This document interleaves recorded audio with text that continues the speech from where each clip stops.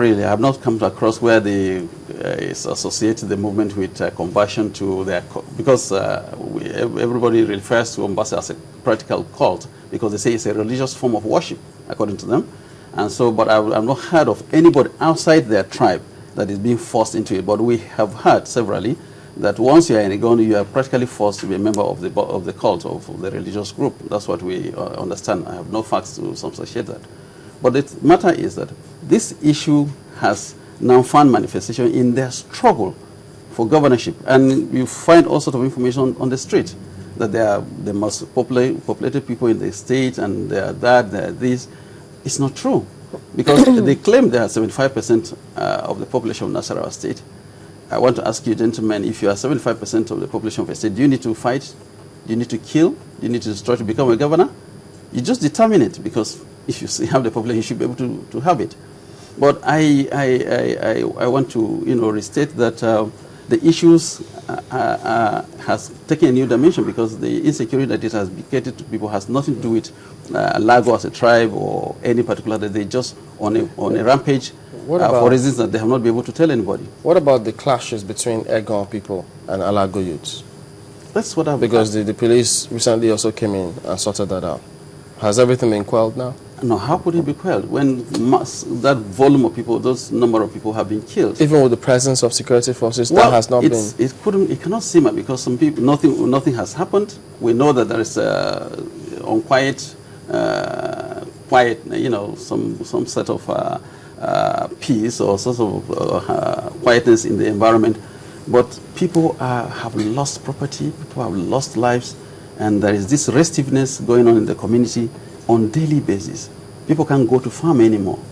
You're in perpetual threat for reasons that you cannot substantiate. This land, there's this tradition, there's this aspect maybe that may be worrying them. It is natural that when you come into a place, everybody who accommodates, who is civilized, should be able to accommodate you. But you should be able to separate what are the traditional processes and rulership and regulations from political processes. There is no Egon that has ever been denied the right to contest for any election in Nasarawa state. In fact, it is one of their typical characteristics, because they are very active politically. So no matter how few even they attain in a community, they become very active participants in the political activities, and they contest elections. So but has any Egon man or woman ever been governor in Nasarawa state? None of them has won, but they've run elections 2-3 times since the return to democracy. And so, do you think that could also account for it? Because when a group of people feel that they have no chance of being governor, or you can only aspire to that particular position and run like everybody else is running, but they know that somehow they just wouldn't be brought into office for whatever reason, don't you think that could also lead to violence of some sort? It will be very strange reasoning, because I know that if the history of Nigeria is anything to go by, the Yoruba people had aspired during early 60s to be prime minister or president of this country. They never got it. But out of the blues, and when destiny came, General Obasanjo became president of Nigeria without the vote of Yoruba people. So it is an issue of time and circumstances of destiny. President Jonathan today belongs to one of the smallest tribes in Nigeria, but you can see how destiny has walked him into it.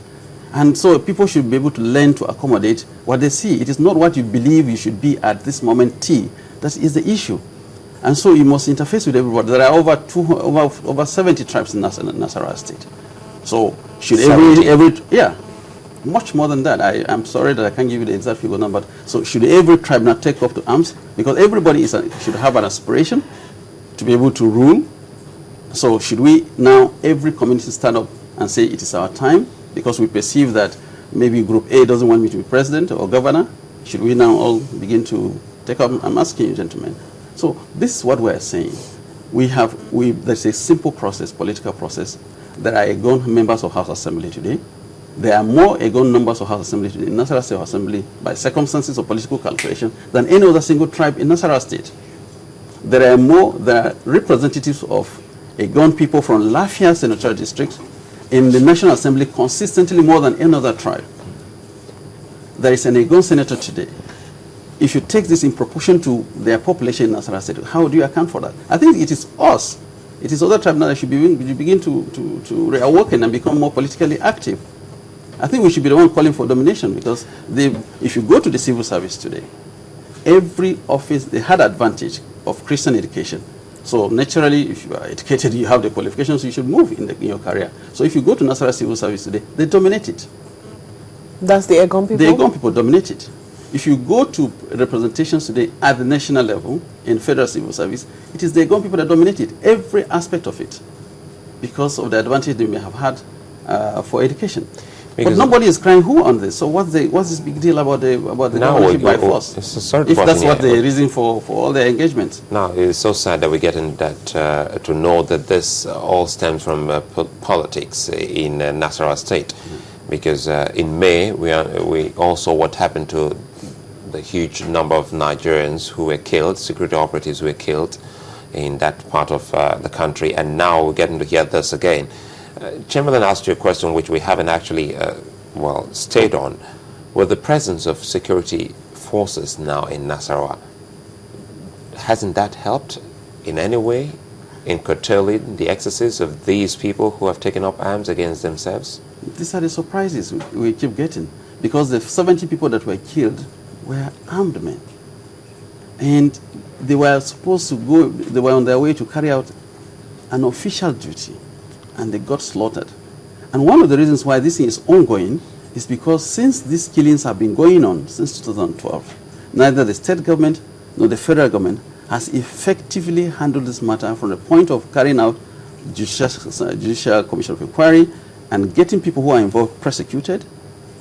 Neither has those who have been arrested in any form been properly prosecuted and brought to limelight, so that people should know that they cannot take laws into their hand. And that is why maybe they've gotten emboldened and are engaging in these activities endlessly and ceaselessly and purposelessly, as far as I was concerned, because we cannot see how we cannot see this as a path to attaining political relevance or political goals of governorship. I think one will also ask, I mean, is it that the other communities too have not retaliated in any way at all? Well, if you, that's the kind of thing that one must be able to be careful when you are responding to it. Yeah, it's true, because like my community that has been brought down, all the houses that are brought down after being burnt, they take their time to bring it to the floor. There is no Egon community that I know since 2012 that has been so affected. So no community has retaliated, because when this Asakio event took place, everybody went back home and said, this thing must never happen again. That's the one on May 7th? They were 2012, June 2012, when it happened, I think so. That nobody should ever take arms again in retaliation, because if anything happens, you have the law agencies to be able to report the matters to. And we have so done. At the height of these provocations, and killings, including hundreds, almost 100 children killed in the primary school in Asakio, no single person has retaliated in chasing anybody else. Is this some kind of ethnic cleansing? We may have to find out from the Ombatse people, because if it is not, we will have difficulties in understanding the philosophy behind it. I'm really trying to. Nobody of my level or above has come out. This is also what because at personal levels we've been interfacing and interacting with our colleagues. And we expect that by now they should have come up to say, look, this is absolutely wrong and it should be stopped. And we don't say that kind of thing. Because I had an experience as a local government chairman. I had a crisis with a thief community which had nothing to do with my local government. But naturally with this kind of crisis, it takes, as it rolls along, it takes everybody along it. But when it came to my community, I was both protecting and ensuring that nothing else happened. The thief people running away, I camped them in Kiana. I went to the air. I had over 11 buses and took all the youth around every community and said, even though we have been killed, our houses have been burnt, nobody else should retaliate. And this is not our way of life, and it must be stopped. And it worked. It led to a peace meeting between His Excellency Abla Adamuden and Governor Akume in my community, 3 meetings. And it eventually led to Tortif coming to Asakio with me and every other local government